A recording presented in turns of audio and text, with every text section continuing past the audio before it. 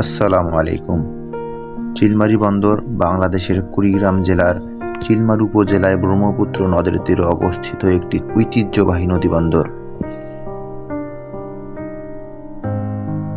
British আমলে এটি বাংলার 8টি বৃহৎ নদীবন্দরের একটি ছিল, যেখানে বড় বড় জাহাজ নোঙর করত এবং পণ্য পরিবহন হতো।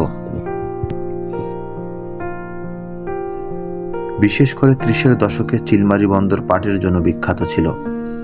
এখানে পাট কেনাবেচা, প্রসেসিং, দেশি বিদেশি জাহাজের আসা যাওয়া, দেশের নানা অঞ্চল থেকে আসা ব্যবসায়ী ও পাইকারদের আনাগোনায় বন্দরটি মুখরিত ছিল।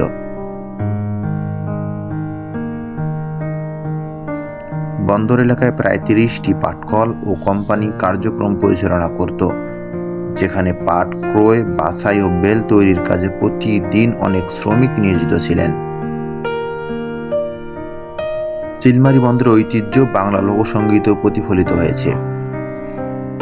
ভাওয়াইয়া সম্রাট আব্বাস উদ্দিনের জনপ্রিয় গান "ওকি গাড়িওয়ালা ভাই হাকাও গাড়ি তুই চিলমারী বন্দরে" এই বন্দরের গুরুত্ব ও সুনামকে সঙ্গীতের মাধ্যমে তুলে ধরেছেন। তবে কালের আবর্তে এবং ব্রহ্মপুত্র নদের ভাঙ্গনের কারণে চিলমারী বন্দরের প্রাচীন জৌলস হারিয়ে যায়।